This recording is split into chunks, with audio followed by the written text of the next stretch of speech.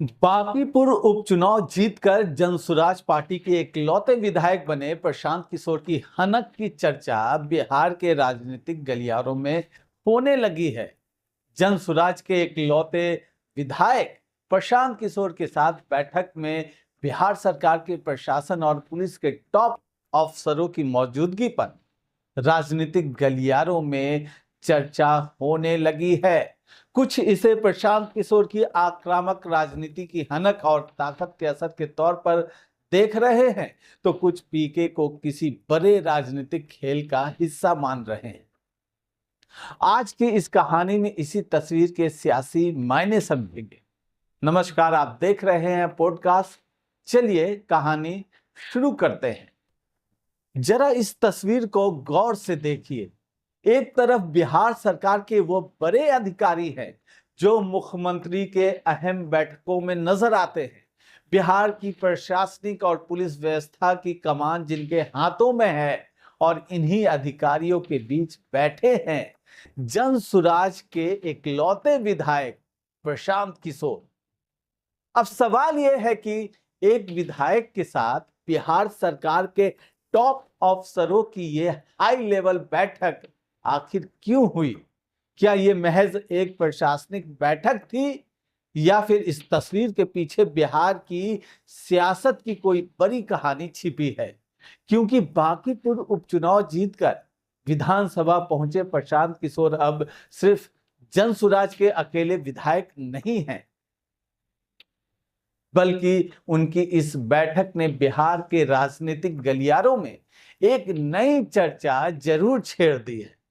प्रशांत किशोर की हनक बढ़ रही है, या फिर पीके किसी बड़े सियासी खेल की तैयारी में है? दरअसल गुरुवार को पटना के पुराने सचिवालय में एक अहम बैठक हुई।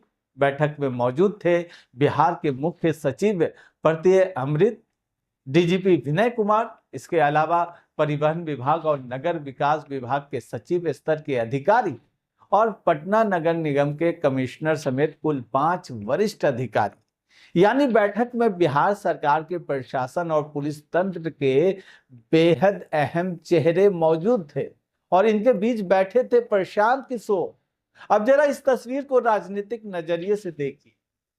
बिहार की राजनीति में आमतौर पर किसी विधायक की सरकार के अधिकारियों के साथ मुलाकात कोई असाधारण बात नहीं है।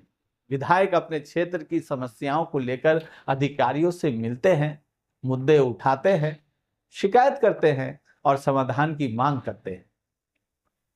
लेकिन यहां सवाल बैठक के स्तर का है, क्योंकि सामने सिर्फ कोई एक विभागीय अधिकारी नहीं, बल्कि मुख्य सचिव और डीजीपी जैसे शीर्ष अधिकारी मौजूद हैं।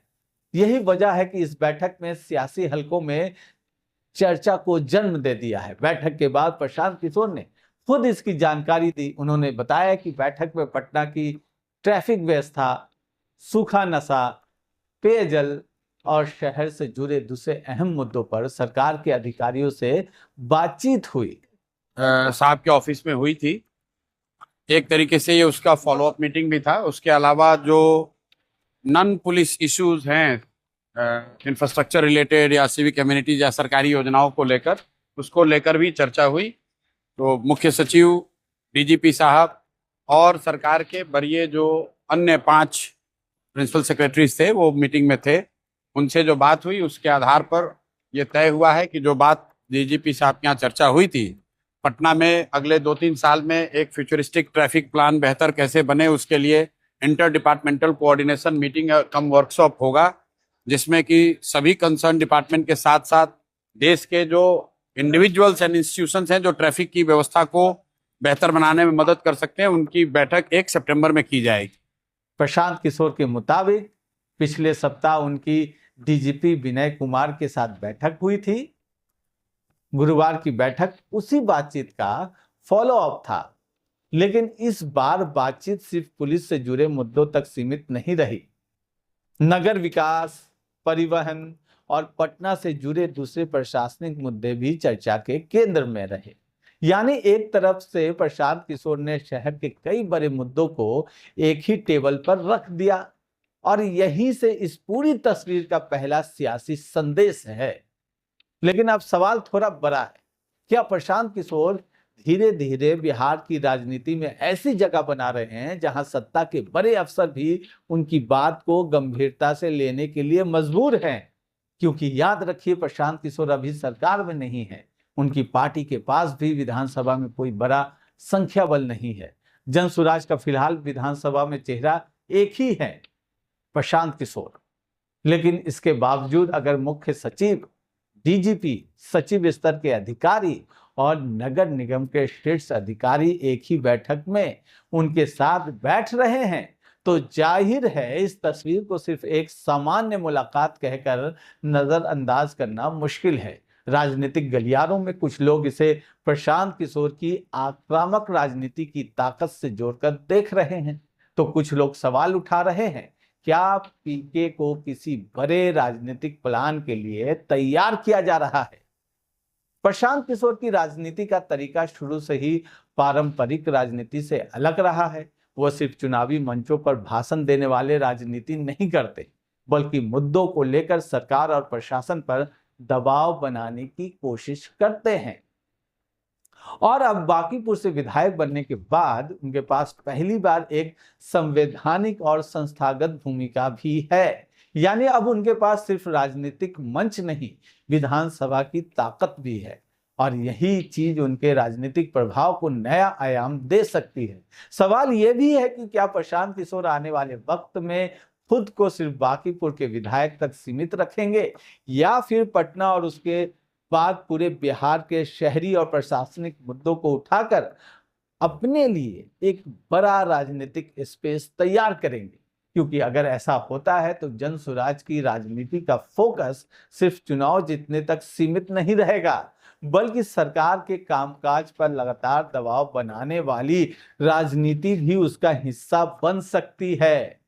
अब तस्वीर का दूसरा सियासी पहलू समझिए। प्रशांत किशोर लंबे वक्त से बिहार की राजनीति में बदलाव की बात करते रहे हैं।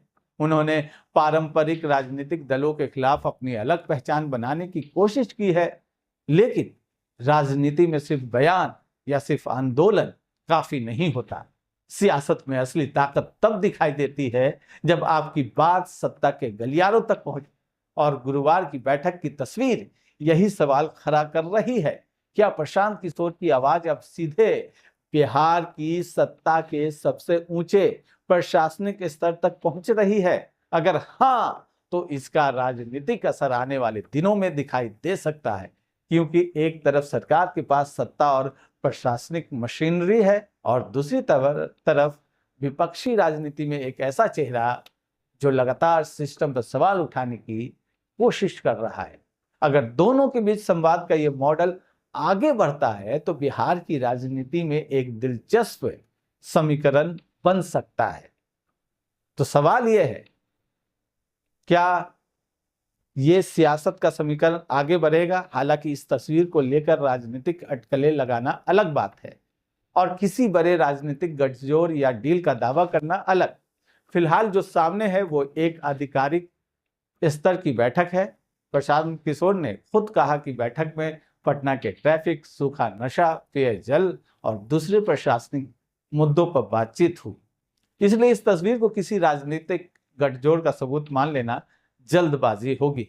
लेकिन सियासत में तस्वीरें सिर्फ तस्वीरें नहीं होती। कई बार कौन किसके साथ बैठा है, किस स्तर पर बातचीत हो रही है और किस मुद्दे पर बातचीत आगे बढ़ रही है, सरकार के दरवाजे तक पहुंच बनाई जा रही है, इन सब का अपना राजनीतिक संदेश होता है। और प्रशांत किशोर की यह तस्वीर फिलहाल ऐसा ही एक संदेश दे रही है। तो कहानी अभी इतनी ही नहीं है कि एक विधायक ने अधिकारियों से मुलाकात की। कहानी यह है कि बिहार की सत्ता के शीर्ष प्रशासनिक और पुलिस अधिकारियों के साथ जनसुराज के इकलौते विधायक की सीधी बातचीत हुई।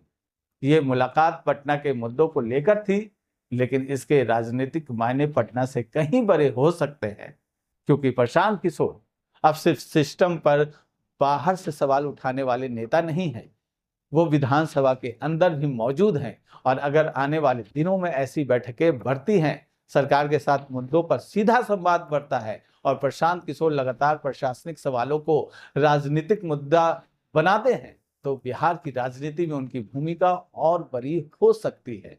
फिलहाल सबसे बड़ा सवाल यही है, क्या यह सिर्फ एक विधायक की अधिकारियों से मुलाकात थी या बिहार की राजनीति में प्रशांत किशोर के बढ़ते प्रभाव का पहला बड़ा संकेत? इसका जवाब आने वाला वक्त में मिलेगा।